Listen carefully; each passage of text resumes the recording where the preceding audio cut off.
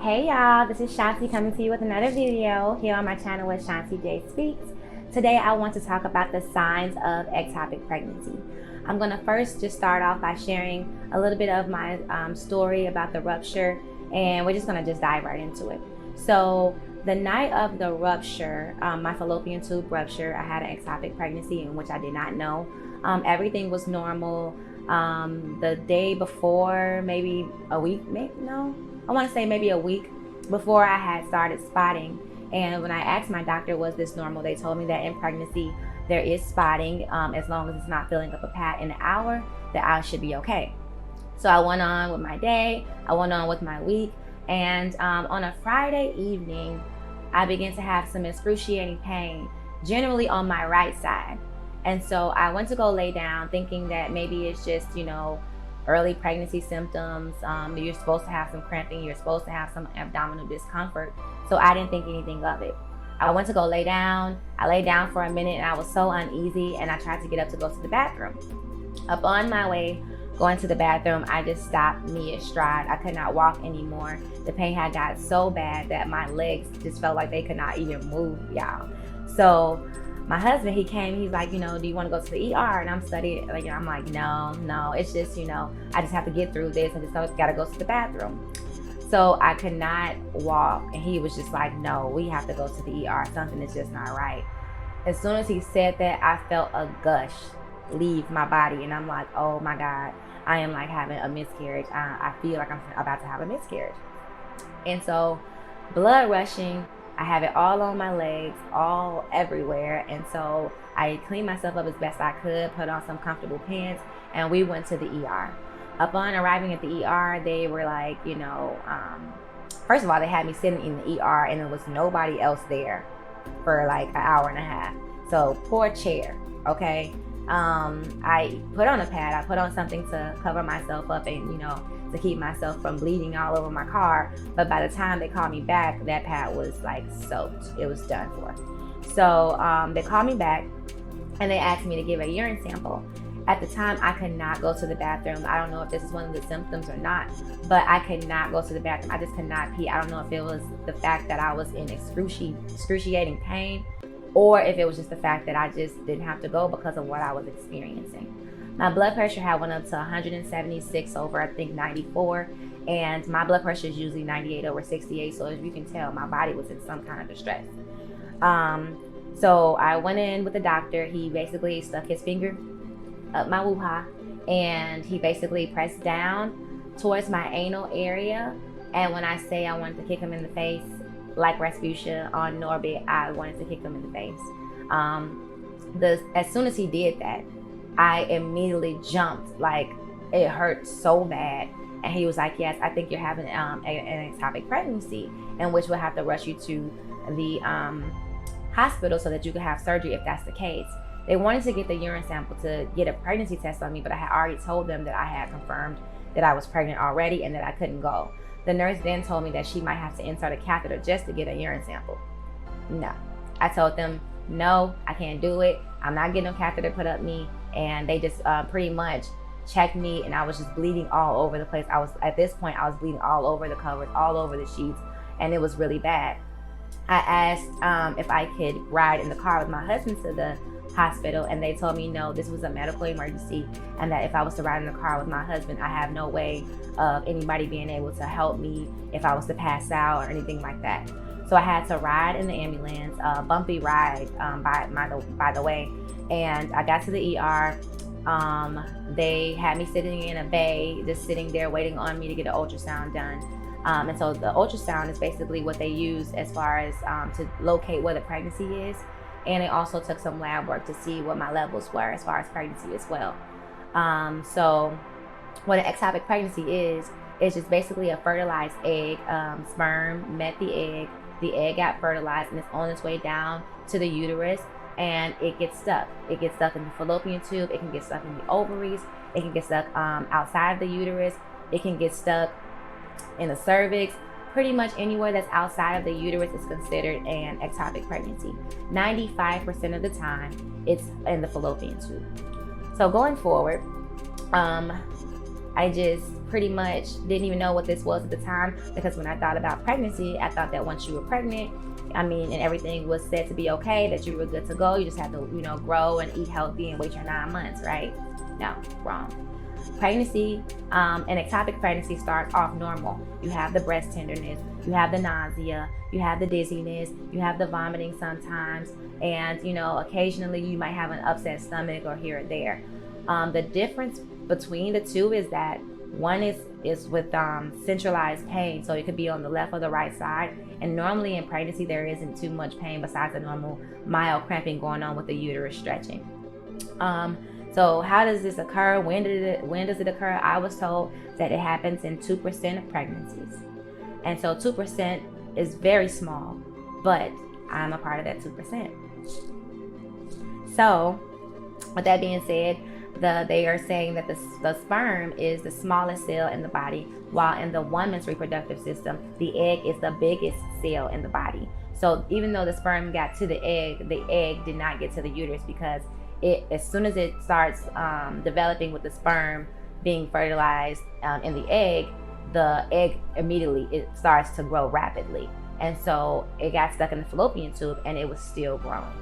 So I do want to stress that if you are having any symptoms as far as abnormal bleeding or spotting, if you're having cramping on the left or right side, if you're having stabbing pains, if you have shoulder pain, it was explained to me that the reason why I had shoulder pain was because the blood from the rupture had basically lined my abdomen, and that is a sign that is sent to my shoulder to let me know that I was having an internal bleed from the ectopic pregnancy.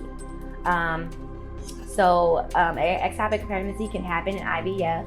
Yes, it can happen in IVF, and this is called embryo migration, retrograde embryo migration. And this is when they implant the embryo inside of the uterus, but the embryo for some reason decides to go backwards into the fallopian tube, and this can cause an ectopic pregnancy even if you had IVF.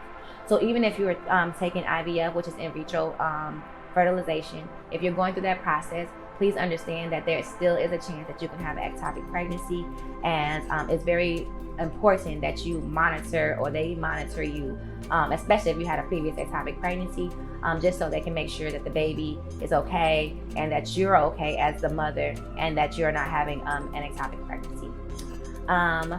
Unfortunately, the pregnancy cannot last because it is life-threatening to the mother. The pregnancy has to be terminated, and this can be done in a multiple of ways.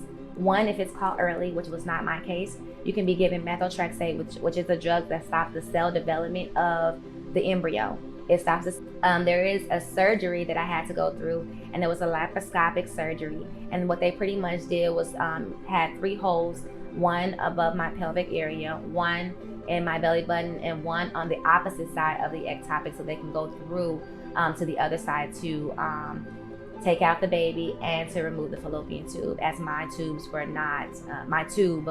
was not repairable. And it was said that even if they did repair it, that the scar tissue from the repair would cause me to have possibly another ectopic on that side again, which they didn't want. And so they took it out. The problem with this is that because I had a rupture, it was life-threatening for me. It was almost like I didn't know what to do. I was told, which before I went under, they put you under anesthesia and everything like that. And I was told at the ultrasound that the baby still had a heartbeat. And that's the hardest part for me, is that I knew that the baby, usually if the baby stops growing or the baby, dies and it's just still there, that's a different situation. But to know that the baby still had a heartbeat and I had to get it removed, the entire tube removed, including the baby, it actually stung more as far as the recovery and the emotional part of this. Signs and symptoms, which I'm just going to list them off. Everybody is different, and I'm going to just pin which ones I had, and then we'll just go with that. So the warning signs I have is vaginal bleeding, pelvic swelling, abdominal pain, and this is 45% of the time with most ectopic pregnancies. I had the abdominal pain, I had the pelvic swelling, and I eventually had the vaginal bleeding as well. Other signs, like I told you, is the shoulder pain, the mild severity of the cramping, dizziness, vomiting, diarrhea, lightheadedness, and even fainting. If these happen, that means the blood in the body is actually spewing over, and you need to get to a medical doctor or a hospital right away. I'm going to show you pictures. So right here is the inside. I know this is a little bit graphic, but right here is the fallopian tube, and as you can see, I have circled where the baby was. And so as you can see, the baby was actually really big. And this was my tube. My tube is supposed to be pink, and because it was stretched and strained, it turned this dark purplish blackish color. And this is what it looked like after the fact. As you can see, there's still some bleeding there, but the bleeding has stopped and there's not much blood left, and the fallopian tube is gone, and so is the baby. And so if you can look at both pictures, yeah, they are pretty much what they are. So if you look at the picture, as far as like the early catch, like I said, the methotrexate, it can be given through oral medication or injection, or several injections depending on how far along you are in the pregnancy, in the ectopic pregnancy. And if it's able to, stop the cell development before a rupture, then that's the first option. Because mine was missed as far as ultrasound and lab work is concerned, everything looked normal in my lab work. I didn't have astronomical numbers as they say that you're supposed to have with ectopic pregnancy. Someone even said that usually you're in the thousands, and I was pretty much in the hundreds, and my numbers did double on the second time around. And this didn't happen until after I got my confirmation that I was actually pregnant. So I just wanted to shed some light on that, and to just let you guys know, if you have any of these symptoms, if you are experiencing bleeding, call your doctor. If you're experiencing bleeding with pain associated with one side or the other, call your doctor or go to a hospital right away, because there could be something there as far as an ectopic pregnancy is concerned. And it is life-threatening, and you don't want to lose your life trying to carry a baby that's really not healthy for you at the time. So when it comes to ectopic pregnancy, anytime, any pregnancy can turn into an ectopic pregnancy. The risk factors for this, you can have a previous infection, you can have pelvic inflammatory disease, you can have mucus in the fallopian tubes, your cilia, which is basically little hairs in your fallopian tubes that pushes that embryo along to get it to the uterus. You might have less of them, and it might get stuck right in the middle, right here in the middle of the moving of the embryo. It might get stuck right in the middle and begin to grow there in the fallopian tube, and that's something that is life-threatening. So I just wanted to shed some light on that. I'm going to break this ectopic pregnancy thing down all the way to bare minimum, because honestly, it's too much to talk about in one video. So today I just wanted to talk about the signs of an ectopic pregnancy and the signs that I had and what to look for. Usually pregnancy is a great thing, and I don't want to scare anybody from it, but at the same time, you have to be cautious, you have to be aware, you have to be alert, and you have to know what's going on with your body at all times. Even though I didn't know a such thing as an ectopic pregnancy until I experienced it, now that I've experienced it, I plan to share as much information as I can about this to raise awareness about it. If there's anybody watching this video, please, this is serious. This is life-threatening. I do want you to consult a doctor. I do want you to go to the ER, even if there's nothing wrong, even if you have a little bit of bleeding and spotting and they say it's okay. Still check. Still go get an ultrasound. Still go get your levels checked. If you know that you're pregnant. If you're not pregnant and you have this abnormal bleeding and spotting, and you might think it's your cycle, check again. Think again, because if it's out of the range of your normal cycle and you have been trying to conceive, and let's say the pregnancy test has not came up yet positive because maybe the hormone level is not high enough, but you still can have ectopic pregnancy brewing somewhere in there. So it's just important to just know your body, know the signs, know the symptoms, and take care of yourself. And the reason why I wanted to make this video was because the due date for the baby was Valentine's Day, which just passed. Here it is, 2021. the ectopic pregnancy happened in 2019, and I still have days where I think about it. I still have times where I grow a little sad about it.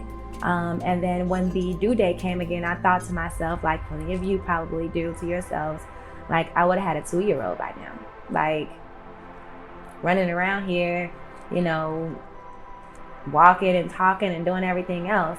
But I had to experience this first, and I just wanted to spread some awareness to every woman out there that you just have to just take care of your body. Just know your body. And when you get pregnant, it's an exciting thing, because when I got pregnant, I was so excited about it. I didn't dream in my wildest dreams that I would even hear about anything about an ectopic or experience an ectopic, especially since the percentage was only 2% at the time.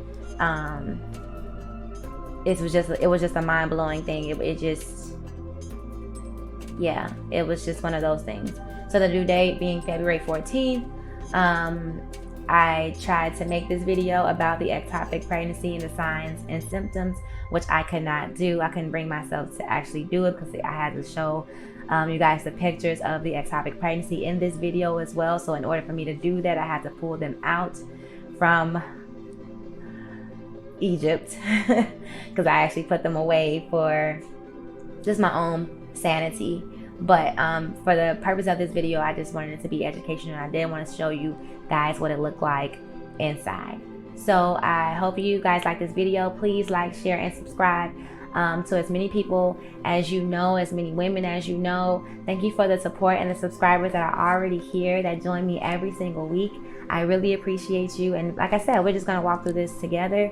And on this channel, I will be revealing, you know, whenever I do get pregnant again, or whenever, you know, that happens for us again, you guys will be one of the people to know.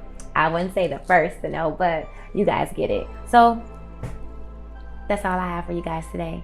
So stay safe, enjoy each other, enjoy family, love on each other, because you never know when the next time, you know, you might see somebody, or you never know when the next time you won't. So just be blessed, continue to just love on each other and love on family and friends. All right, guys, until next time, I'll see ya.